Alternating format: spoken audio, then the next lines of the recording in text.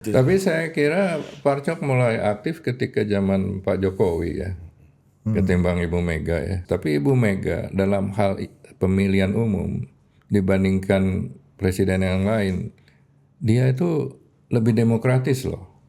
Yang demokratis itu Ibu Mega. Nah, makanya dia kalah. Coba kalau yang lain demokratis, terbuka, ya tidak cawe-cawe. Karena dia memiliki prinsip harus pemilu berjalan secara demokratis. Makanya saya berani ngomong, polisi pun tidak ada yang diperintah sama dia untuk melakukan ini itu. Nah, itu bagusnya dari Mbak Mega, partai ini PDIP itu sudah dicanangkan partai milik keluarga. Ya, saya juga pernah mendengar langsung lah dari Mas Taufik, ini partai keluarga, nggak boleh orang lain selain keluarga memimpin partai ini. PDIP harus berani menjadi oposisi yang konstruktif kepada pemerintah. Tetapi kelihatannya di DPR juga tidak banyak bicara juga.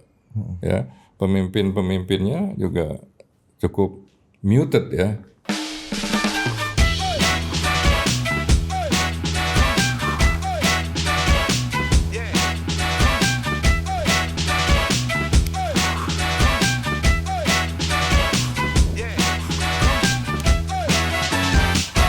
Oke, kembali lagi di Total Politik dan hari ini kita sudah kedatangan kembali ya. Laksamana Soekardi. Yang biasanya sejak kecil jadi Laksamana. Padahal Laksamana kan harusnya berkarir dulu. Biasanya kan Laksamana Laksamana Sulaiman Ponto. Iya, kalau itu Laksamana serius, Bos. Iya, berkarir. Beliau ini by default udah Laksamana, Bos. Sama kayak orang yang namanya Raja kan ada ya. Raja Juli Antoni itu by default jadi raja dia. Kalau di Spanyol jadi Raha. Ngomongnya apa kita, Pak? Ya, Pak Lakseri. Pak. Ya, tanya boleh lah, jangan yang susah-susah. Ya. Enggak lah, mana berani kita. Gimana nih melihat PDI, Pak? Enggak. Ya, Pak, tapi PDI itu punya, menurut Bapak, PDI punya calon kuat nggak Pak untuk 2029 nanti gitu Pak? Karena kan kayaknya dalam gosip-gosip politik, dalam diskusi-diskusi, kita tuh sibuknya ngurusin siapa wakilnya Pak Prabowo. Ya. Teddy, Sugiono, apakah Gibran lagi? Nah, pertanyaannya kalau melihat Bu Mega hari ini, calon kuat di kepala Bu Mega itu yang seperti apa? Oh, kalau lihat materinya ya, kan sudah diuji semua materi yang ada. Siapa? Ganjar diuji di pemilu 15%. Puan kan juga diuji popularitasnya nggak naik. Lalu siapa lagi? Pramono gubernur BI Jakarta Pak, gubernur BI Pak Eri Pak. Gubernur Jakarta itu punya kans sekali ya kalau dia bisa memainkan kartunya ya, dan dia bisa baik dengan Ibu Mega. Maksud saya yang diuji dan lolos saringan gitu loh. Kalau yang lain-lain sih, Hasto kan juga ada kemarin dapat amnesti ya kan. Saya tidak melihat kalau anak-anaknya siapa Prananda belum diuji, belum punya posisi public office, belum pernah jadi pejabat, anggota DPR juga belum. Ada satu yang bagus sebetulnya, Putih, anaknya Mas Tok. Putih Guntur Soekarno. Ya, Putih Guntur, tapi saya tidak melihat dia akan mendapat privilege ya, karena kan bukan keluarganya Ibu Mega. Itu juga sangat disayangkan karena Putih sudah 3 periode jadi anggota dewan, tapi anggota biasa, ketua komisi aja nggak dikasih. Jadi memang ya meritokrasinya nggak ada. Jadi memang sudah dari dulu kan saya bilang itu kan partai keluarga. If you are not family member, direct family member ya impossible lah. Itu sudah Udah saya katakan berulang-ulang, dan sekarang mencari materi juga susah. Materi pemimpin di situ agak sulit ya. Ada yang dulu ditonjol-tonjolkan sudah dicoba, mungkin tadi dicoba lagi kali, ya, mulai dilempar lagi, mungkin udah berubah kan, aspirasi juga berubah, bisa aja itu. Nah kalau ngomong PDIP ya begitu, Ibu Mega sendiri kan sudah juga berapa puluh tahun jadi ketua umum, dan sama sekali tidak melakukan grooming pemimpin. Nah, gimana tuh Pak? Apa indikatornya Bu Mega tidak melakukan grooming gitu Ya, Pak? padahal kan Pak Jokowi kan dilahirkan dari Bu Mega kan sebenarnya Pak. Iya. Iya. Nah itu kan Pak Jokowi nyelonong kan, bukan hasil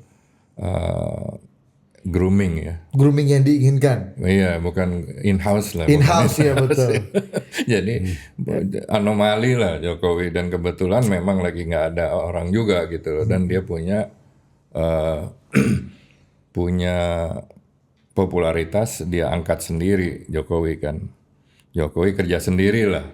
Ternyata berhasil, popularitasnya tinggi dan ditangkap oleh PDI. Nah itu yang, kecuali ada yang model-model Jokowi lagi gitu loh, ya dengan popularitas yang sangat tinggi, sukses bagi dirinya dan merapat ke PDIP. Pram udah punya 1 atau 2 indikasi menjadi neo Jokowi belum Pak? Dalam konteks ini ya, kekuatan ya Pak ya? Kalau lihat napak tilasnya kan, ada gubernur DKI itu kan memang sebetulnya etalase politik nasional ya, gubernur DKI ya. Kita lihat beberapa orang lah, Jokowi gubernur ya, lalu Anies juga gubernur DKI kan, Ahok juga gubernur. Ahok juga. Tapi Ahok mungkin, Ahok secara material sih bagus, tapi secara faktor X lain ya mungkin masih sulit ya. Nah Pram juga gubernur, tinggal dia memainkan kartu. Sekarang kan masih sopan-sopan dia, masih tidak mau menonjolkan dirinya. Tapi mungkin kalau setelah setahun sebelum pemilu kita nggak tahu ya. Cuma itu aja materi yang ada. Selain itu kan kita tahu. Iya. Kita nggak, dan emang tidak ada meritokrasi, tidak ada pembibitan. Ya. Sekolah politiknya bagus-bagus sana, lengkap, dan infrastrukturnya cukup baik, ya. Dan juga infrastruktur cabang-cabang juga bagus, ya. Dan di gubernur-gubernur di daerah juga mestinya dikembangkan ya. Ya ada yang cukup baik, misalnya yang sering tampil ya Bambang Pacul gitu kan. Itu juga mungkin harus pada menyadari bahwa semua kata-kata ketua umum yang akan menjadi subjektif, yang keputusan subjektif itu yang harus diterima oleh kadernya, dan kadernya hebatnya semuanya nunut gitu loh, nggak ada yang protes. Kalau Anda punya DNA yang untuk memakai logika aja, protes nggak bisa di situ. Jadi ya itu nanti gimana wangsitnya Ibu Mega aja siapa yang menggantikan. Tapi pertanyaannya gini Pak, di tengah nggak ada kandidat materi pemimpin, leadership materials tadi Pak langsung Pak singgung ya. Artinya apa yang menjadi alasan PDI Perjuangan di 2029 nanti untuk jadi partai besar lagi gitu? Apa sekarang juga udah nggak tahu mau ngajuin siapa, dan dapat amnesti dari presiden nih Pak Hasto gitu ya, sekjennya hari ini, tapi posisinya juga mendukung tidak, terus oposisi juga enggak. Di survei juga kelihatan ketika kepuasan pada Presiden Prabowo menurun, suaranya PDI juga nggak meningkat gitu. Oh kalau dulu tuh oposisi yang dapat tumpahan itu ya? Ya. Nah, kalau kita lihat sejarah ya, ketika zaman SBY jadi presiden, PDIP kan mencanangkan dirinya menjadi oposisi sendirian kan. Nah, di situ rakyat juga membaca gitu loh. Ada partai yang berani, istilahnya beranilah jadi oposisi. Sekarang kan nggak ada oposisi. Dengan keberanian menjadi oposisi dan terus melakukan kritik pada zaman SBY, PDIP pasca SBY, bahkan masih periode kedua SBY aja tambah makin baik kan. Itu juga suatu kenyataan. Nah, sekarang kalau tidak melakukan peranan seperti itu lagi, ya, tidak menjadi oposisi, tetapi ikut tapi di luar katanya kan gitu kan, itu tidak appealing, tidak seksi bagi para pemilih. Ya makanya PDIP harus berani menjadi oposisi yang konstruktif kepada pemerintah. Tetapi kelihatannya di DPR juga tidak banyak bicara juga. Ya, pemimpin-pemimpinnya juga cukup muted ya. Karena semua harus dikonsultasikan dulu dengan Ibu Megawati. Ya, Anda bisa lihat kan, tidak ada kesempatan orang boleh mendapat kesempatan untuk bicara.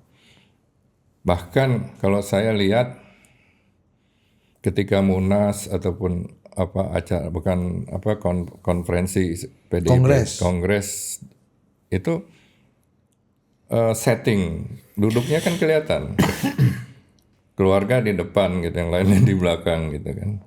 Itu kan setting begitu juga sudah memperlihatkan bahwa tidak ada kaderisasi dan peluang kecuali keluarga.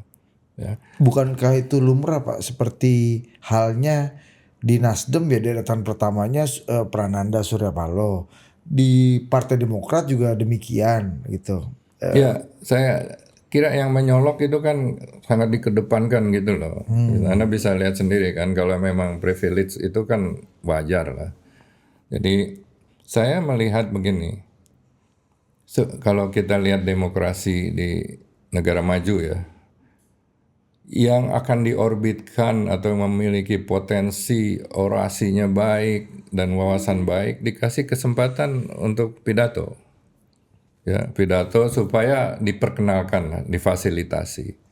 Ya, saya juga pernah diundang di waktu di Partai Demokrat di Amerika ya. Itu Obama dikasih kesempatan padahal dia baru masih senator di Chicago, belum Waktu endorse John Kerry ya waktu itu ya. ya, itu memang dikasih beberapa anak-anak muda untuk pidato supaya ada kesempatan gitu loh. Nah di sini nggak ada, pidatonya Ibu Mega terus. Saya sih bukan apa-apa, memang tidak ada yang diberi kesempatan. Nah, Anda tanya siapa, sama-sama saya juga mencari-cari, bingung juga. Siapa yang punya kemampuan untuk bicara, apalagi sekarang tidak di pemerintah. Kalau Anda lihat kan di Demokrat ada AHY, AHY punya panggung di situ untuk berpidato, ya kan? Jadi Puan sebetulnya punya panggung. Ketua DPR itu luar biasa panggungnya. Betul. Tapi sangat tidak dimanfaatkan, muted loh. Kan coba kalau Anda kasih siapa jadi ketua DPR, itu kan pasti memiliki sirkusnya banyak lah harusnya Pak ya. Iya, banyak narasi yang bisa dibuat, banyak event-event yang memunculkan ide-idenya gitu loh. Tetapi kemarin ketika bulan Agustus tahun lalu ada rame-rame malah pada diam semua gitu loh. Jadi panggung itu yang sudah ada tidak dipakai. Nah, kembali ya, kalau kita melihat kok sulit ya. Apalagi posisi oposisinya tidak dimanfaatkan gitu loh. Memang para pemikir banyak juga sih yang cukup pinter-pinter di sana. Cuman ya ada fatsun lah. Ada fatsun, ada garis demarkasi. Kalau ada batas atas tuh Pak ya. Iya, kalau mau melangkah lewat garis demarkasi nggak ada yang berani. Iya. Jadi nggak kelihatan, jadi di undercurrent aja. Mereka juga merasa ya asal nggak diganti aja udah bagus gitu loh. Itu PDIP yang apa boleh buat ya, sebuah partai yang cukup besar dan kita harapkan bisa ikut membangun kemajuan demokrasi di Indonesia. Ya, kalau kita tahu Pak Laks, apa yang membuat PDI Perjuangan enggan bergabung dengan Pak Prabowo kan kita tahu alasannya Pak Jokowi lah. Karena Pak Jokowi masih ada berkeliaran di sekitar Hambalang dan sekitar Kartanegara ini. Dan jangan lupa bos, Jokowi plus. Ya, Jokowi plus SBY. Iya, plus SBY juga bagian dari koalisi utama. Ya, itu jadi keengganan, kita bisa baca sumbernya itu gitu. Tapi keengganan beroposisi apa menurut Pak Laks? Bagus banget nih pertanyaannya. Iya. Kalau keengganan bergabung kita tahu obstacle-nya. Kalau keengganan berhadap-hadapan, karena civil society nggak punya corong nih Pak, yang clear ya. It's a good question, Pak. Iya betul, makanya bagus Pak question ini Pak. Jadi Hebat juga question lu nih. Makanya cuci mobil pakai Iya. Ini nggak bisa buat ini. Sonlab. Iya, cuci mobil Anda menggunakan Sonlab. Iya. Biar bisa mengajukan pertanyaan-pertanyaan radikal. Iya, karena kalau mobil Anda bersih dan mengkilap, pasti Anda lebih ceria. Dan pikiran Anda lebih jernih. Sonlab. Iya. bukan buat shampoo ya. Jangan Pak. Padahal nggak ada permintaan itu Nggak Pak. ada, Ini Pak. kita karena terlalu antusias ada brand masuk ini Pak. Tolong brand kalau kamu mau diberikan Anda kasih satu, kita kasih dua. Iya. Oke. Pak lanjut Pak. Gue jadi lupa mau jawab. Iya. Apa yang membuat enggan beroposisi Iya. Pak? Gini, orang tuh menjadi oposisi pasti harus lebih berbobot dari pemerintah kan. Ya kan, Bobot apapun ya. bobot apapun, in term of intelektual, exposure, ya pengalaman itu, karena oposisi itu akan mengkritik kan. Nah untuk mengkritik itu harus belajar dulu. Tapi kalau tidak belajar dan tidak memiliki wawasan yang mumpuni, ya susah dong untuk ngomong. Oposisi kan kerjanya cuma ngomong Pak. Oposisi yang konstruktif ya, bukan di jalan-jalan mengorganisir demonstrasi dan lain sebagainya. Itu bukan oposisi konstitusional namanya. Yang diharapkan oposisi konstitusional itu mengkritik. Ribut di parlemen itulah ya, Pak ya. Ini kan banyak eventnya Pak. Lihat pasar modal ambruk itu kan materinya begitu banyak. Saya aja nulis itu nggak, kayaknya pengen nulis lagi.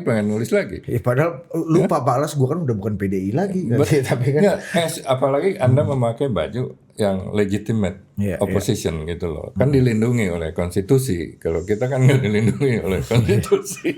Bapak dilindungi sama Allah Subhanahu Wa Taala itu kan. Jadi Pak, event ini banyak.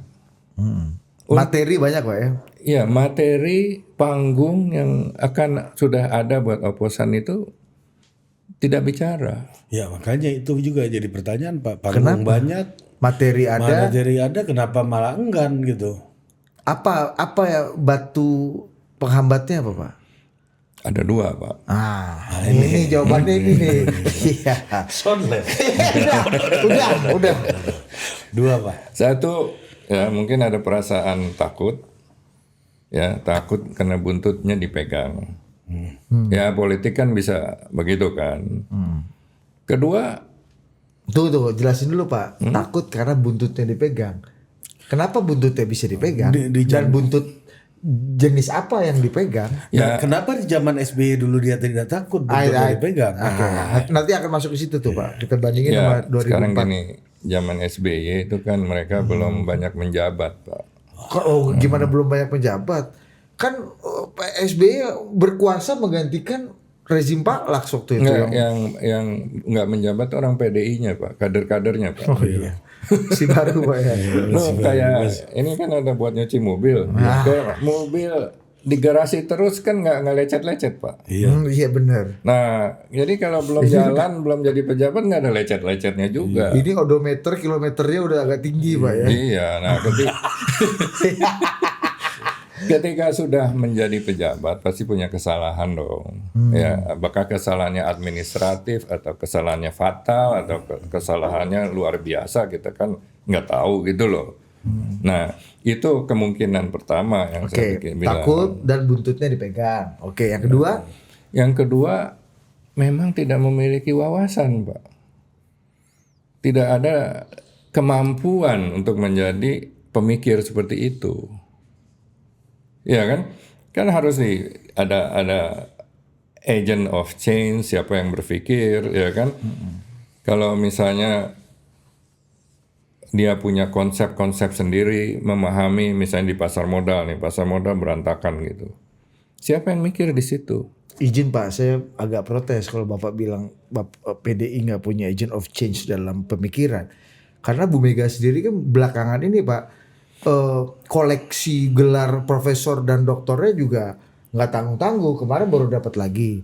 Sekjennya juga 2 kali dapat gelar doktor. Artinya secara kualifikasi akademik ini upgrade dong Pak. Harusnya Pak, menurutku Ya, Pak. tapi kalau dokter honoris causa kan bukan akademik, Pak. Hanya relationship atau politis itu honoris causa itu loh.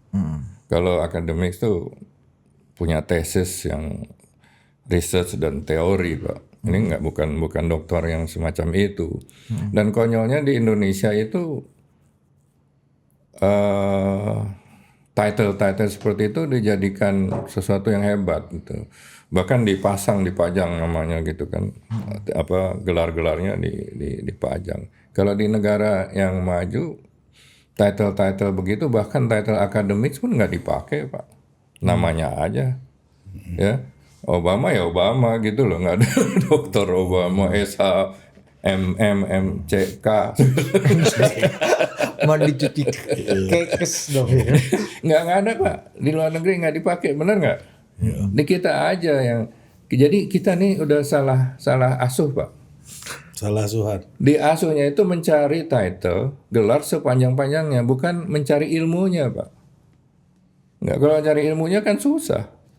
Oh jadi itu tidak otomatis berkorelasi dengan tadi kalau kata Bapak wawasan dan intellectual level dari PDI yang kalau menurutku sebagai orang awam Pak justru makin comply dengan kebutuhan itu karena level of academics-nya Ya buktinya certified. nggak ada respon apa-apa kok terhadap Sekjennya permasalahan. kan dokter Pak. Ya banyak yang dokter, tapi saya nggak tahu dokter itu kembali kan tadi mereka kenapa mereka muted karena tidak di encourage gitu, tidak ada encouragement untuk memberikan opini mewakili partai.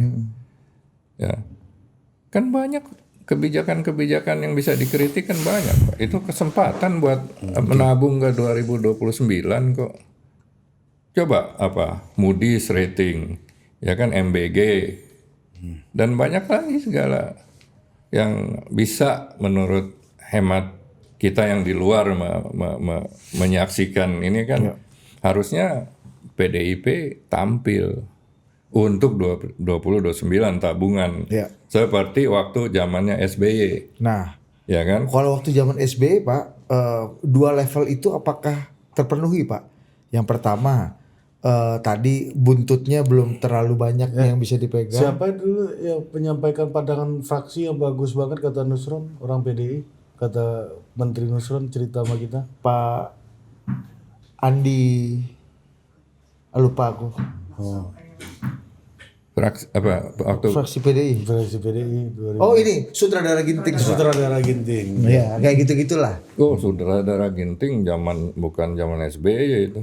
Iya zaman bapak lah pokoknya era Iya, itulah. zaman Pak. Gus Dur. Waktu 2004 tapi kan Ini dalam konteks Nusron terpukau mendengarkan pandangan fraksinya gitu Pak. iya kan sutradara Ginting kan. Iya Dulu waktu itu dia dari partai apa? dulu PKPI Pak Nah, PKPI PKPI, tapi kemudian masuk PDI Pak. Iya, iya. Kayak tukeran sama Pak Las cabut dia masuk.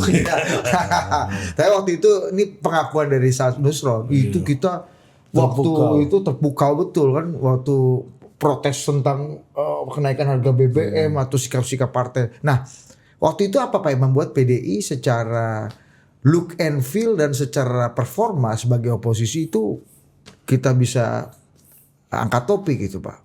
Ya karena ya tadi juga kan yang mobil diparkir di garasi terus kan, belum keluar jam terbangnya masih belum banyak. Jadi, Meskipun dicuci pakai sampo, cuci mobil kan.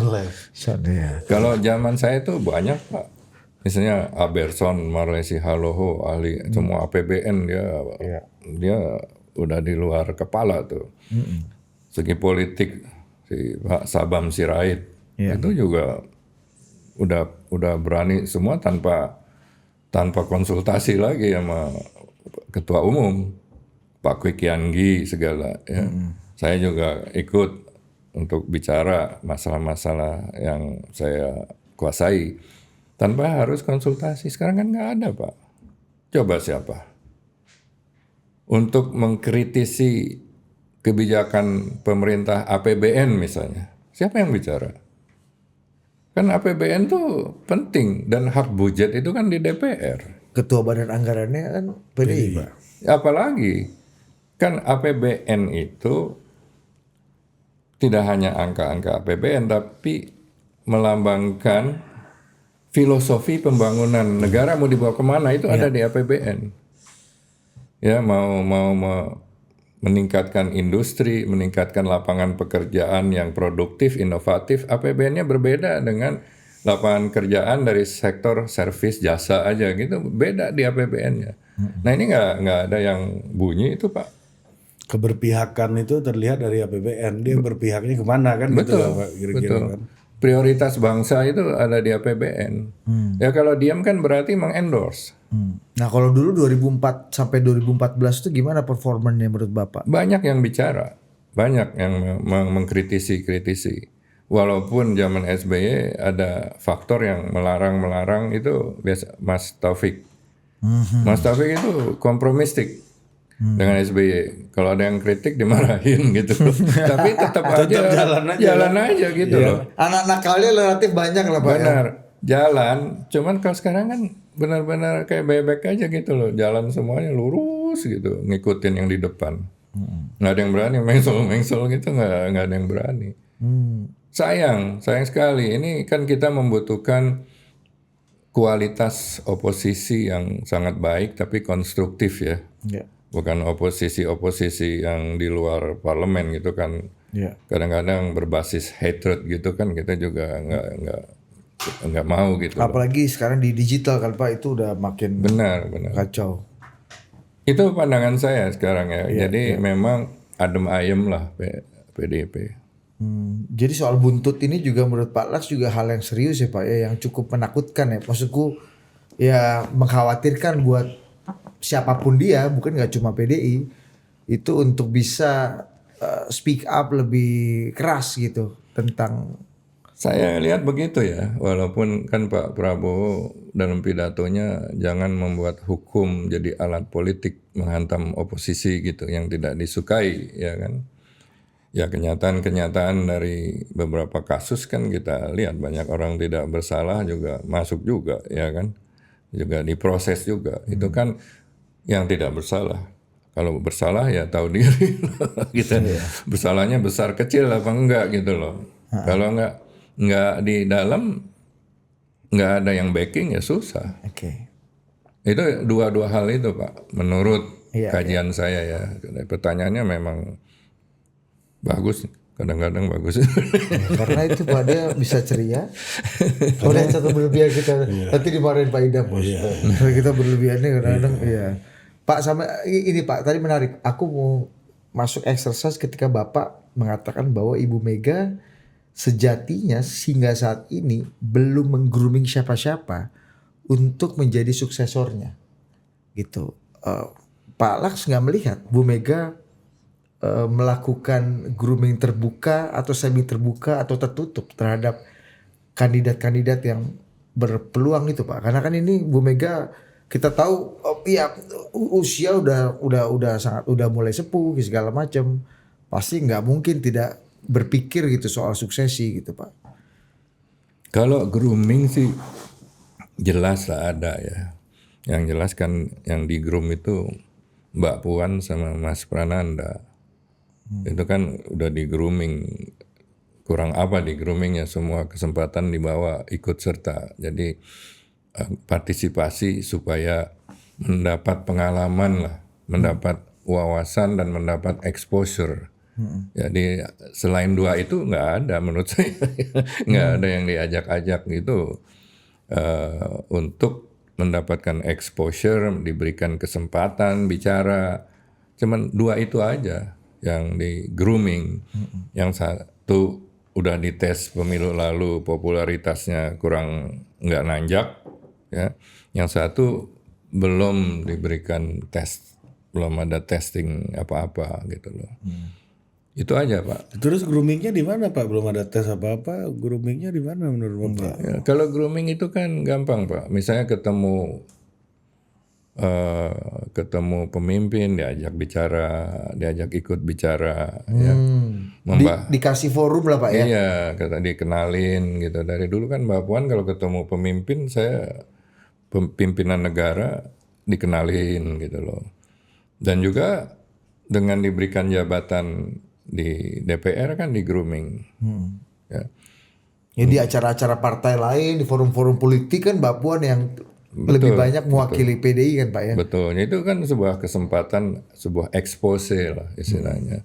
Itu sebuah mekanisme untuk menggrooming calon pemimpin. Dan Prananda sekarang mulai tampil setelah tidak ada Mas Taufik. Waktu ada Mas Taufik nggak berani dia, dan emang tidak boleh gitu loh. Tidak dipinggirin gitu loh. By design. By design. Kenapa Pak? Ya karena subjektivitasnya Mas Taufik ingin anaknya aja, nggak ada saingan gitu loh. Itu juga saya menyaksikan sendiri sih. Itu karena Mas Pranandanya tidak punya appetite untuk itu, atau memang Mas Prananda memang di kerangkeng gitu Pak? Maksudnya di underprivilege gitu? Karena dia di Kesempatannya kerangkeng ya dia tidak memperlihatkan appetite-nya Pak. Ya, apa Pak? Apa contohnya apa yang Bapak lihat sendiri waktu itu Pak? Oh memang ada diskriminasi privilege Pak. Itu semua orang yang dekat juga bisa lihat lah. Tapi Mbak Meganya kan tidak suka, makanya tapi serba susah yang dia hadapi suaminya kan. Tetapi setelah Mas Taufik wafat, diberikan kesempatan Prananda untuk tampil. Tapi dia juga mungkin sudah mengalami shock terapi sebelum-sebelumnya gitu loh. Ya, cuman di belakang layar ya. Dan tidak maju menjadi gubernur anggota dewan itu kan sebuah kawah candra di muka bagi politisi kan. Ya kayak misalnya AHY gitu jadi menteri gitu Pak Iya, ya. ya, betul. Nah, kenapa nggak bicara dengan Pak Prabowo, udahlah anak saya jadi menteri gitu kan, bisa aja. Untuk apa? Untuk grooming. Yang zamannya Pak Jokowi kan banyak tuh PDIP yang jadi menteri. Ya Mbak Puan juga jadi menterinya di zaman Betul. Pak Jokowi. Makanya yang sudah Pak punya Pram jadi seskap. punya pengalaman ya saya bilang ya Mbak Puan sama Pramono Anung udah pernah jadi menteri, udah pernah jadi sekjen juga Pramono kan. Udah jadi gubernur Jakarta, Wakil Ketua DPR. ya, dan gubernur Jakarta ini kan etalase politik Indonesia Pak. Kalau mau ya. Tapi mungkin dia juga baca-baca lah, jangan sampai membangunkan macan tidur gitu. Iya dia agak sulit mungkin ya jadi Mas Pram sekarang ini konteksnya Pak dibanding Pak Jokowi dulu 2012 2013 menuju 2014. Jokowi kan istilahnya anak luar gitu loh. Anak kos-kosan ini. Anak kos-kosan, anak luar ya cuek aja dia. Nggak punya ikatan batin. Oh Ganjar ini sama Mas Pram mirip-mirip lah ya. Nah, Produk betul. internal ya. Produk internal. In-house. Ya, Dua-duanya gubernur juga kan. Iya. Pak, kembali ke etalase untuk grooming. Mbak Puan kita udah clear lah tadi bicara gimana Bu Mega memberikan etalase buat Mbak Puan di zaman Pak Jokowi, bahkan udah jadi Menko PMK, habis itu ketua DPR, terus sekarang 2 periode ketua DPR, udah besar lah expose-nya. Mas Prananda ini apa yang, kalau misalnya tadi Pak Laks bilang ini Bu Mega memberikan kesempatan pada 2 orang ini, Mas Prananda ini apa Pak yang yang dilakukan Bu Mega untuk bisa memperlihatkan ini adalah burung elang yang paten gitu. Saya lihatnya Mas Prananda hanya dijadikan anggota DPP kan, dan juga ada mengepalai tim kayak apa situation room gitu loh kalau di White House kan, ada krisis-krisis apa, pidato Mbak Mega katanya yang bikin sekarang Mas Prananda gitu loh. Tapi Mbak Mega kalau pidato kan Kayak jarang lihat banyak teks out juga. of script gitu. Iya, aku lihat. Nah itu aja. Nah, kalau saya jadi Mbak Mega udah ya, kamu maju dulu lah gubernur. Artinya sebenarnya Bu Mega nggak serius-serius banget tuh menciptakan etalase buat Mas Prananda. Bukan Pak. nggak serius kemauannya ada, tapi mungkin Appetite-nya Mas Prananda ya nggak ada. bisa nggak juga sih. Tapi the way of thinkingnya Mbak Mega berbeda dengan kita kali. Gimana maksudnya? Gimana Pak? Ya yang penting lu Kita nggak ngerti soalnya Pak. enggak, kalau kita tahu ilmu manajemen kan beda. Lu taruh dulu jadi kepala divisi, entar jadi direksi, baru jadi presiden direktur gitu loh. Kan ada career path-nya. Kan nggak bisa nggak ada career path kan. Harus diintrodusir juga dengan publik. Ya kan? Publik mau tahu bagaimana sepak terjangnya, bagaimana kemampuannya. Ini kan nggak dikasih ke sana, dia pikir dengan jadi nanti kan bisa aja kalau ada pilpres saya calonkan langsung gitu kan bisa pikirannya kan begitu. Itu yang berbeda kan dengan kita. Ujuk-ujuk gitu Pak ya. Jadi jangan-jangan sampai hari ini Bu Mega berpikir bahwa orang memilih Mbak Puan di dapilnya itu karena Bu Mega gitu ya. Gitu kira-kira Pak ya. Iya ya, semua yang milih-milih PDIP itu karena Bung Karno. Romantisme Bung Karno masih Bukan kuat. karena kerja politik sistematis dan yang punya pakai survei, pakai Pasukan, ya, punya pasukan, membangun pasukan dan lain-lain gitu ya. bikin prestasi lah. Saya kira mereka masih terbuai dan mengandalkan romantisme Bung Karno. Kenapa? Dalam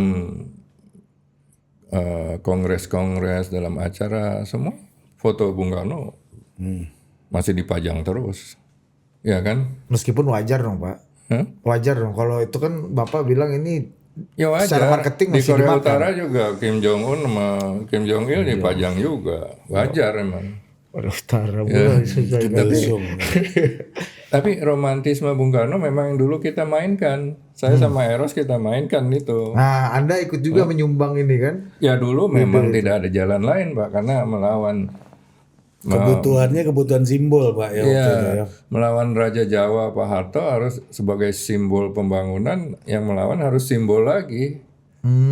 Kalau nggak habis diculik juga pada diem semuanya, nggak dicariin. Nah ini simbol melawan simbol, sampai sekarang masih dipakai strategi itu. Padahal pertarungannya battlegroundnya bukan itu lagi hari Sudah ini. generasi juga udah berbeda Pak. Ya, udah pertarungan soal komunikasi, udah pertarungan soal penggalangan, membangun infrastruktur politik dan lain-lain Pak ya. Teknokrasi. Zaman berubah, generasi berubah, mediumnya berubah, sosial media dan lain sebagainya. Formula masih relatif Iya, sama. Masih seperti itu. Jadi memang mudah-mudahan ada sebuah kesadaran ya di PDIP untuk melihat. Tapi selama Ibu Mega masih merasa iki partai dueku gitu loh, family punya keluarga, kan masih begitu kan. Emang benar sih tanpa Mbak Mega pecah itu partai. Saya setuju juga. Serba susah. Emang pengikut PDIP itu unik. Pemilihnya juga unik. Nggak melihat program, nggak melihat apa-apa selain melihat Bung Karno-nya. Dan Pecah gesang dari Bung Karno gitu. tapi kan generasi milenial, generasi Gen Z udah semakin berubah Pak. Waktu sampai batas saya ya mungkin ya generasi baby boomer itu masih ada hubungan emosional ya. Nah sekarang kan lebih praktis, anak-anak juga lebih praktis, ini nggak make sense, dia nggak mau gitu. Oh jadi Mas Prananda itu kalau kembali lagi Pak, nggak diberikan etalase yang serius karena mungkin ketika nanti misalnya Mas Prananda yang menjadi suksesor, ya ujung-ujungnya ya tetap membawa romantisme Bung Karno dan Bu Mega itu yang kemudian membuat Mas Prananda bisa dipilih dan rekognisi oleh publik secara elektoral gitu Pak ya. Ya di internal PDP sukses sih. Di internal PDP memang format dan aturannya begitu. Tapi di luar PDP orang kan berbeda. Berbeda, persepsinya juga berbeda. Nah Pak, aku ingat Pak 2022 atau 2023 ya, Pak Guntur Soekarno pernah menulis di Kompas, di opini Kompas. Kurang lebih intinya, suksesor jadi ketua umum PDI Perjuangan tuh gak harus di belakangnya ada nama Soekarno. Nah itu Pak Lars melihat seberapa relevan tuh aspirasi itu kan bisa dibilang aspirasi keluarga juga kan, pemegang saham juga tuh ada Soekarno kan, saham blue chip itu Mas Guntur Soekarno, Mas Tok ini kan. Pak Lars melihatnya seperti apa dan siapa kandidat kalau memang itu dianggap menjadi sebuah alternatif, siapa Pak kandidat yang paling mungkin gitu? Kalau Apakah Mas Sekjen Tok- Hasto gitu misalnya Pak? Mas Tok bicara seperti itu, dia memang lebih bijaksana ya. Lebih bijaksana, tapi kenyataannya anaknya aja sendiri tidak ada kesempatan gitu loh. Karena memang partai ini, PDIP itu sudah dicanangkan partai milik keluarga. Ya, saya juga pernah mendengar langsung lah dari Mas Taufik, ini partai keluarga, nggak boleh orang lain selain keluarga memimpin partai ini. Sudah dicanangkan gitu. Tapi Mas To juga mungkin seperti stakeholders lainnya, ya udahlah ya kan, kalau memang nggak ada, kan banyak anak ideologisnya Bung Karno, tidak hanya anak biologis gitu loh. Tapi apakah disambut? Kan nggak disambut juga ide-ide seperti itu kan. Walaupun datang dari Mas Guntur Soekarno sendiri, ide itu tidak disambut dengan baik. Pernah Mas Guntur juga bilang Jokowi ya calon ketua umum PDIP dulu kan, pernah juga bilang. Tapi waktu itu hubungan masih bagus. Sekarang nggak mungkin tuh. Sekarang siapa Pak di luar keluarga Bu Mega lah? Kan kalau kata Bapak Mbak Putih pun meskipun ada Soekarno putrinya nggak punya Cucu dalam chance. lagi deh. Iya Cucu dalam. nggak punya kans lah. Maksudnya cucu dalam kalau orang Cina kan dari anak laki-laki. Oh iya. Cucu dalam. Iya kan? Iya ya dari garanya ini ya. Iya itu seberapa Lebih Soekarno ibaratnya yang paling membawa nama Bung Karno beneran, ya kan? Kalau anak perempuan kan tidak membawa nama orang ayahnya kan. Siapa Pak? Apakah salah satu yang paling kuat sekarang posisinya kita tahu namanya Dr. Hasto Kristianto, yang kalau kata laporan majalah Tempo beberapa waktu lalu Pak Utut bilang ini ketua de facto sih. Apa dia bilangnya? Ya, de facto. De facto katanya. Saya menyelami Pak kondisi psikologis di dalam PDIP Mbak Mega segala dan keluarga. Saya tidak melihat itu. Hasto tuh udah bersyukur, udah berterima kasih dijadikan sekjen. Anytime nggak jadi sekjen, even in the party he is nothing gitu loh. Jadi saya tidak melihat, kecuali ada keajaiban nanti dia bisa muncul dengan membawa karakternya sendiri ya, dan bisa meyakinkan konstituennya bahwa he is the one gitu loh. Itu bisa aja, mesti kayak kan sudah pernah terjadi pada diri Jokowi. Jokowi ujuk-ujuk masuk jadi calon presiden kan. Nah itu bisa bermain kartu kayak Jokowi. Siapa yang bisa memainkan itu? Yang saya lihat sekarang memiliki kans itu kan Pramono Anung. Hasto enggak Pak ya, untuk punya variabel kayak Jokowi jadi Hasto ada susah kan, sudah ada apa? Buat ketua umum nih Pak ya. Saya Artinya kira ini bicara konsolidasi internal dan internal acceptance nih Pak. Dan Ibu Mega punya blessing Pak. Situasinya gitu kan, kalau Jokowi kan waktu itu calon presiden untuk diadu dalam pasar bebas politik. ya, yang disebut benar. Kecuali ada blessing dari Ibu Mega. Nah, tapi apakah Ibu Mega akan memberikan blessing itu? Pilihannya kan ada Mbak Puan, ada Prananda, ada Hasto. Siapa yang lebih dulu diprioritaskan? Kan anak-anaknya dulu. Ini udah rumus Pak, udah dalil, udah ada apa? Kalau kita bilang sangat sahih gitu loh. Sohi ya. Itu yang emang sulit Pak. Saya juga berpikir siapa sebagai orang dari kacamata dari luar ya, seperti Anda juga mempertanyakan siapa Bambang Pacul kali yang sering tampil. Tapi kan sekarang who's running the party ya de facto-nya Pak Sekjen kan, maksudku. Administrasi ya. Really Pak? Administrasi menurut saya.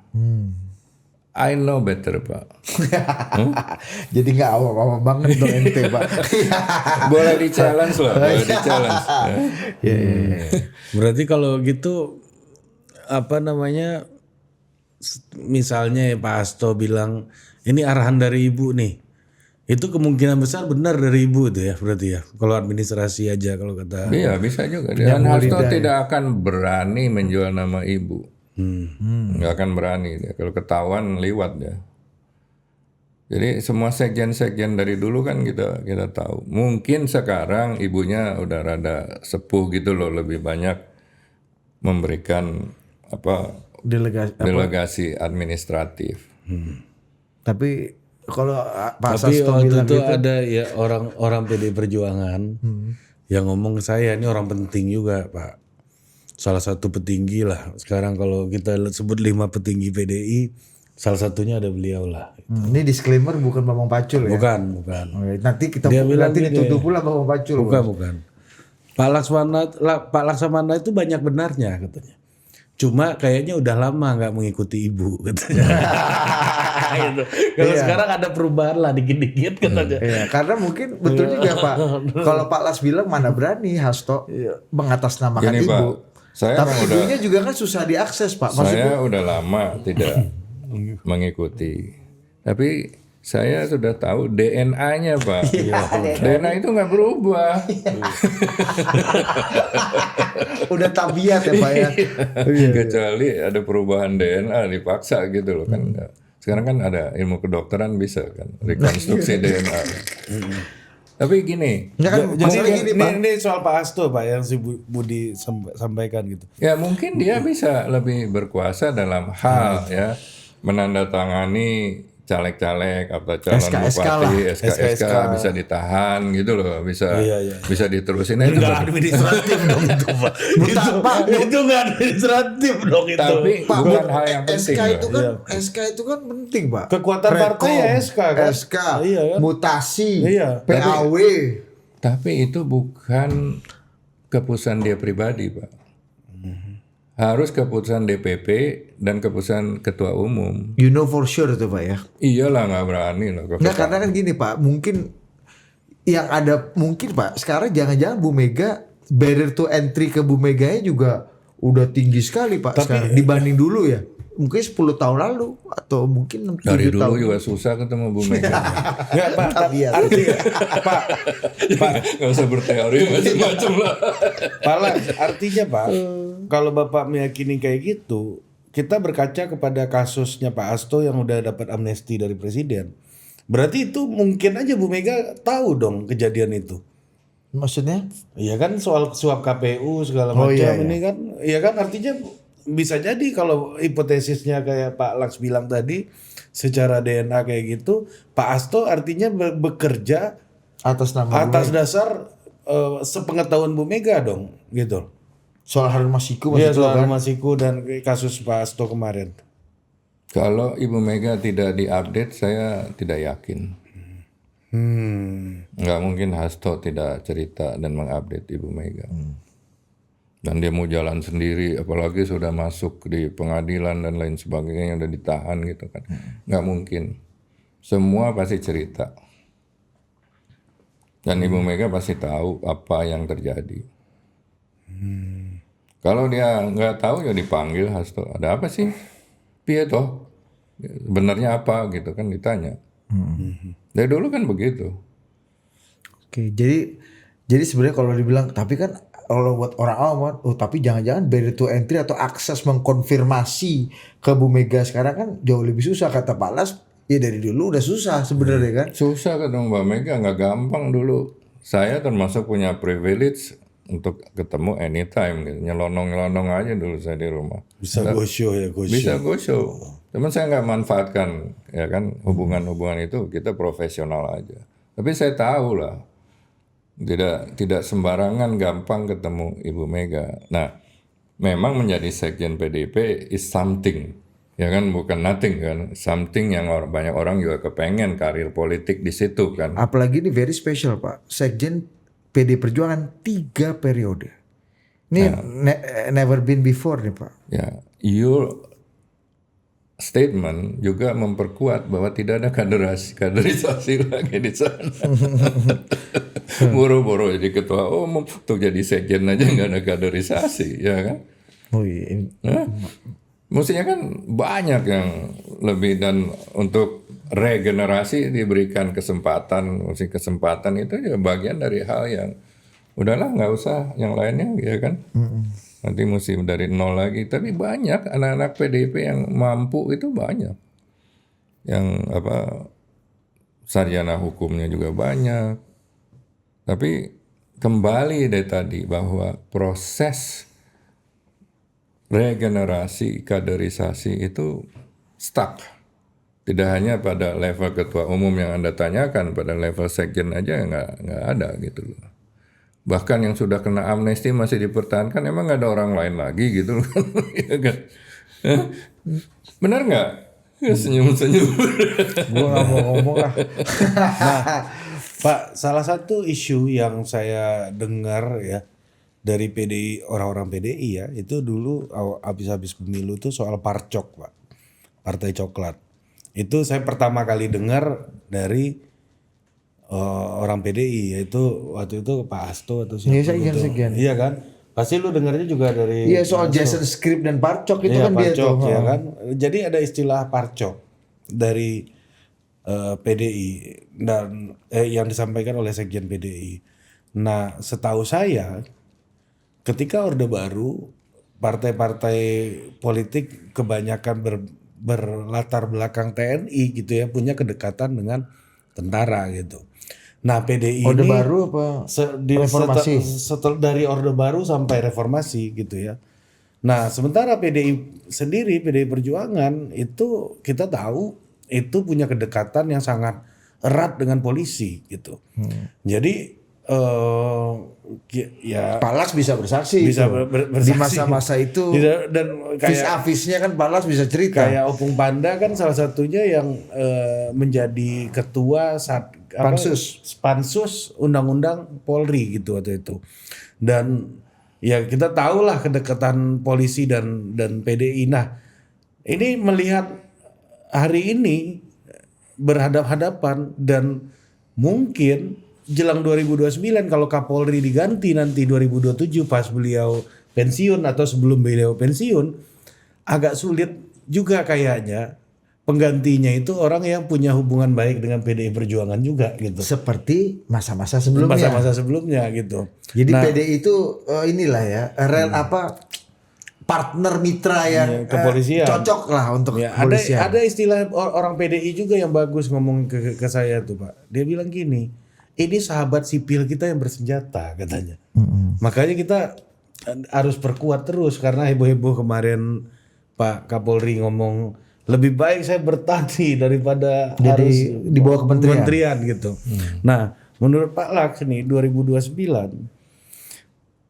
apakah tanpa hubungan ini PDI akan punya kekuatan elektoral yang mumpuni nggak, atau malah ini menjadi suatu hal yang kontraproduktif gitu apa yang sudah dilakukan oleh PDI yang berusaha untuk berhadapan. Jadi maksud lu ada ini juga perspektifnya 2 kali pemilu PDI menang, bukan yang ketiga kan 2024 ya. Iya. Itu ada konteks relasi dengan Parcok gitu maksudnya kan? Iya kan suaranya tinggi kan. Iya, maksud gua variabel Parcoknya lebih Iya kan, banyak menguntungkan PDI gitu. Gua nggak maksud tahu gua. ya, nggak bisa kita buktikan Iya, apa iya. iya atau tidak. Ini Tapi kan berangkat dari tesisnya itu tapi kan. PDI punya hubungan yang sangat erat sama polisi, kita nggak bisa abaikan gitu loh. Dari dulu sejarahnya kayak begitu gitu yang kita lihat gitu. Gimana Pak Laks? Kita nggak usah bertanya, kan Mbak Mega sendiri yang mengatakan saya yang merubah undang-undang Polri dengan bangga kan.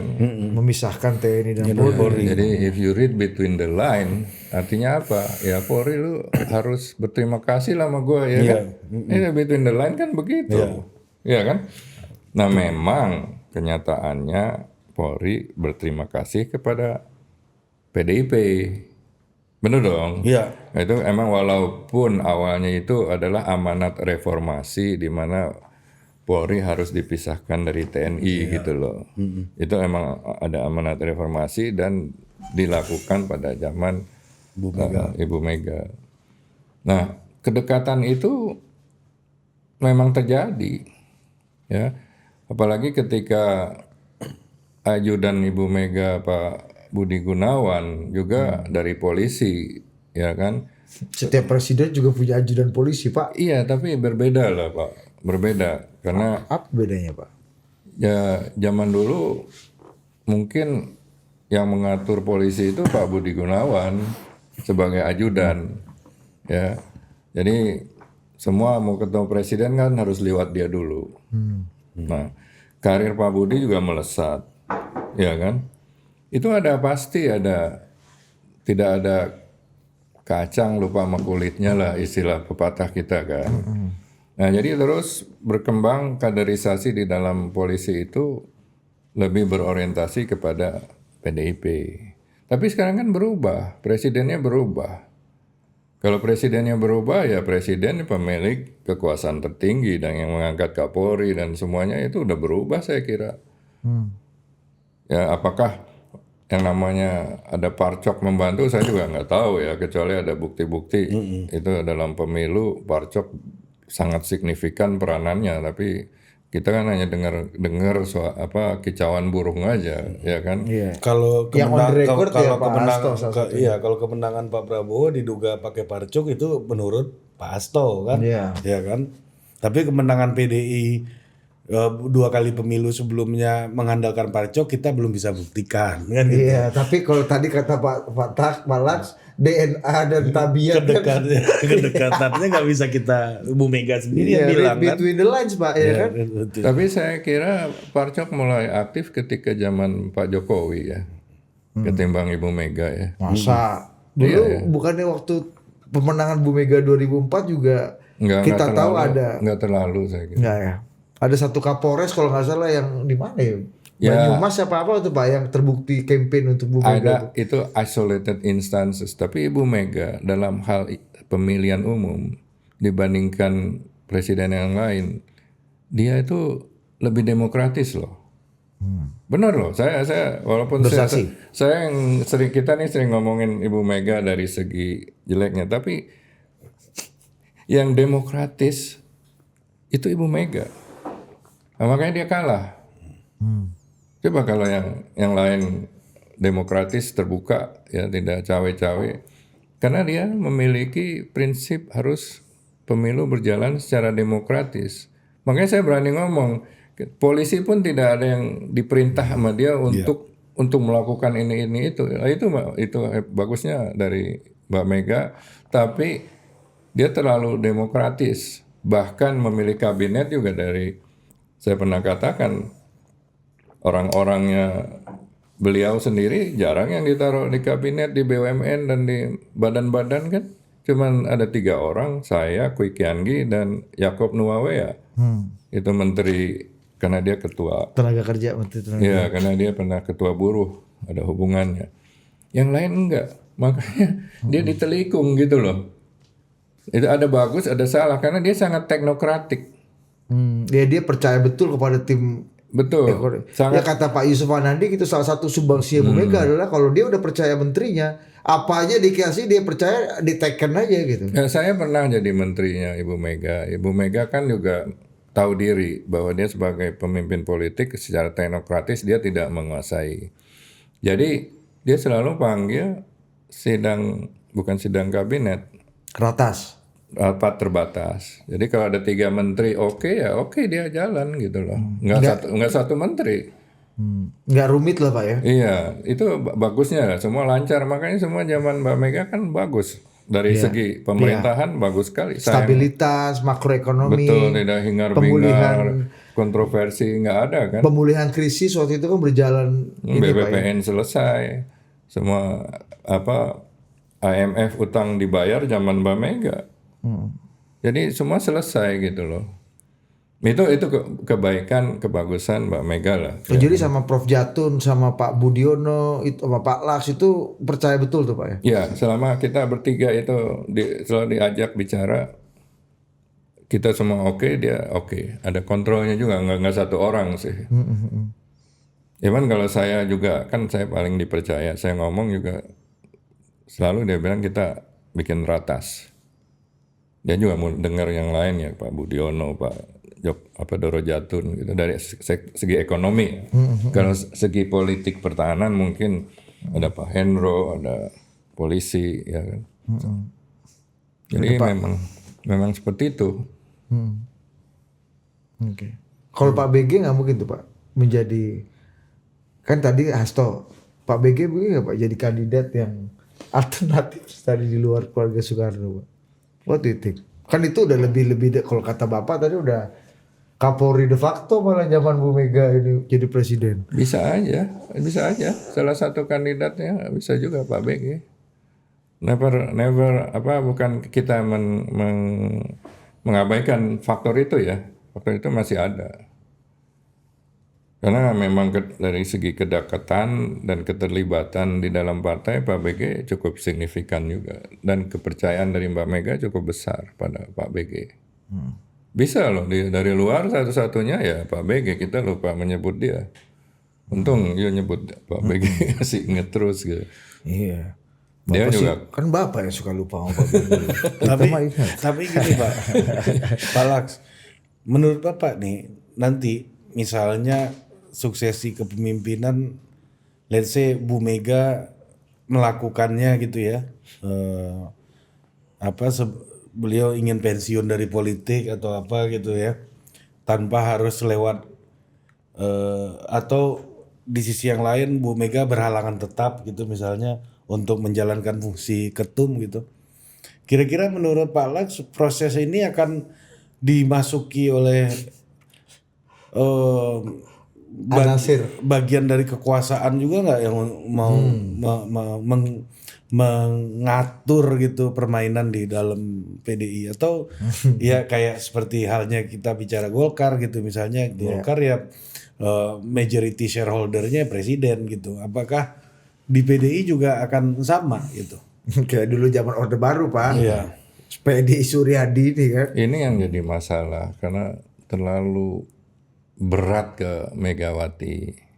Ketika Mbak Mega mungkin tidak mampu lagi, tergantung berdasarkan sesuatu hal ya, itu penggantinya itu tidak memiliki bobot dan karisma seperti Mbak Mega. Terus terang ya, mungkin tidak, not even 50% gitu loh.